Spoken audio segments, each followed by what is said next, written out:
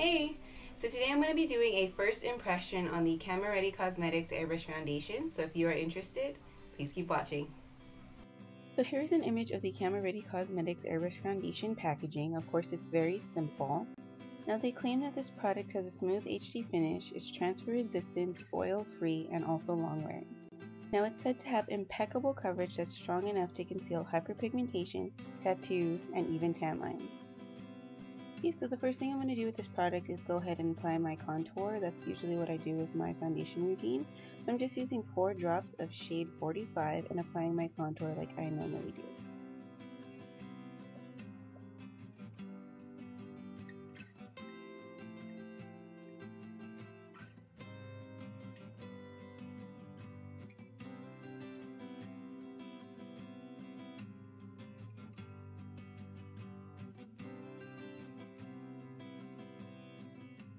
So now that I do have my contour on, and this is the first time the product has ever touched my skin, I just want to go ahead and talk about it a little bit. Now, my compressor dial is set at 12 o'clock. That's the pressure that I do all of my foundation with on a daily basis. Doesn't matter which brand I'm using, I always do my foundation at 12 o'clock. I am using the same gun that I always use. This is my CX airbrush gun, of course, just with new added accessories on it, but it's the same exact gun. What I can say about the Camera Ready Cosmetics Airbrush Makeup is that it's coming out really smoothly out of my gun. It seems like it's not too heavy and it's not too light. It's not clogging up my airbrush gun at all, and then it's not like coming out like water either. It seems to be a really good consistency, which is great. That's what I look for in airbrush makeup, because I do look for more of a medium to full coverage. So now I'm just going to go ahead and go through and apply my actual foundation color. The only thing that I have to say that was an issue a little bit was that I did have kind of a hard time picking out the shades. They only have like a certain amount of shades, and it doesn't tell you whether the shades are warm or cool tone, and then of course on the computer, the screen, the colors aren't really true to their normal color. So I pretty much just guessed to get these colors. So far it seems okay. It seems like my normal color, which is great. So now I'm just going to go ahead and mix 2 shades together. Hopefully this is going to be the right foundation mix for me and my skin tone now. I did get a little bit tan, so I was kind of worried about, you know, the shade difference, but hopefully it won't be too bad or too noticeable. 2 shades that I'm mixing together are Camera Ready Cosmetics Airbrush Foundation shade 25 and 35. And these sizes are really great. These are the little sample sizes that they sell. I believe they were like $3 a piece, which is awesome.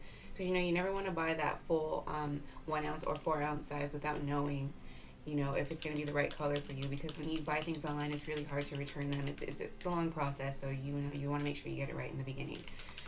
So that being said, now I'm going to go ahead and apply my foundation.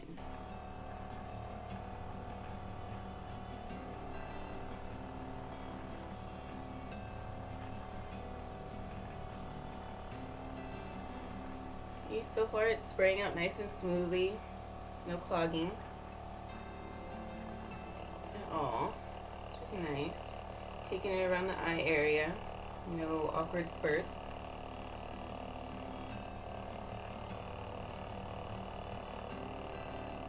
I'm not seeming to see a lot of coverage, which is kind of disappointing, but I'll wait until I'm done applying the layers to judge that.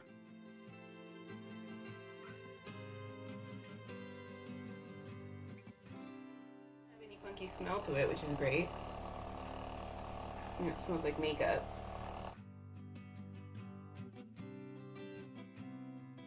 Looking at the foundation color now, I can see that it is too light. It's definitely too light for my skin tone, so what I'm going to do is just mix a little bit of my contour shade, because that one seems to be pretty close to my normal skin tone, in with this mixture here. I'm just going to add 2 drops. Make sure that's mixed in nice and well. See, this looks more neutral, and my undertone is a lot more yellow, so, or warm, so we'll see.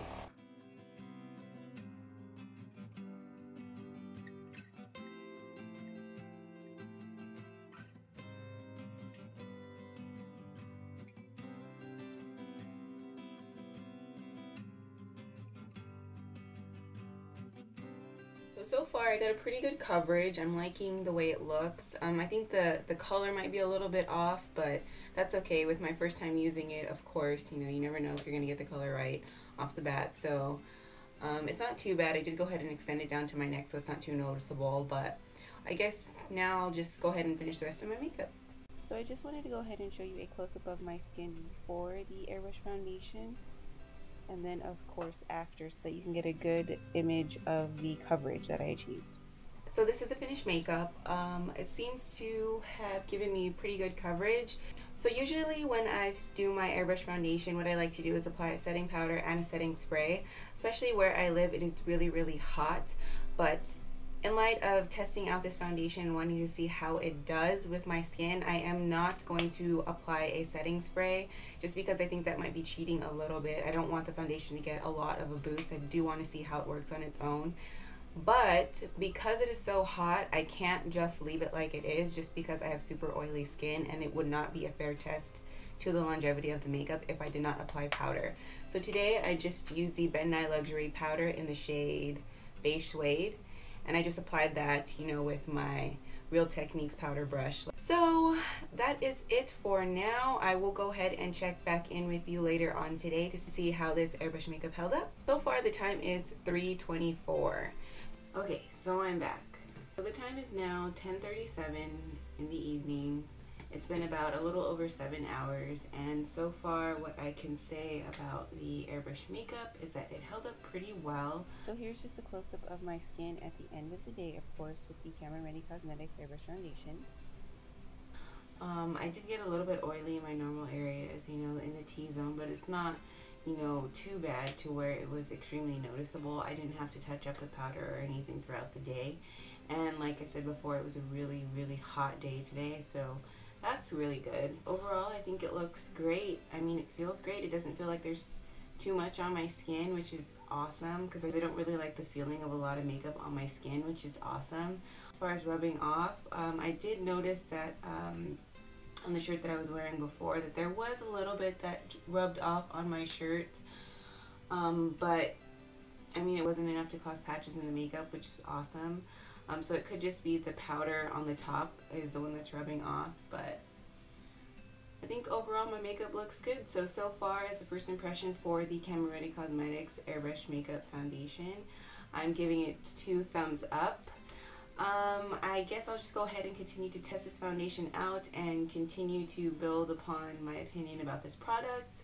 So stay tuned for my final thoughts on that. That should be coming in about a couple of weeks, of course. I'll probably try to get full use out of the product before I post that video because I want to give it a good run, you know, try it with a few other things to see if I can make it better. Even maybe getting a better color match would be great. So that's about it for this first impression. Stay tuned for my final thoughts on this product. You probably can expect that in about a few weeks from now. I just want to go ahead and give the product a really good go before I get everything together. I want to be able to collect pros and cons on the product.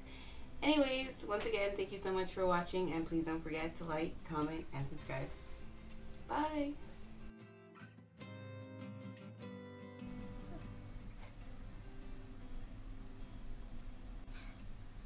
So freaking hot in here. Ooh, I think this came out today.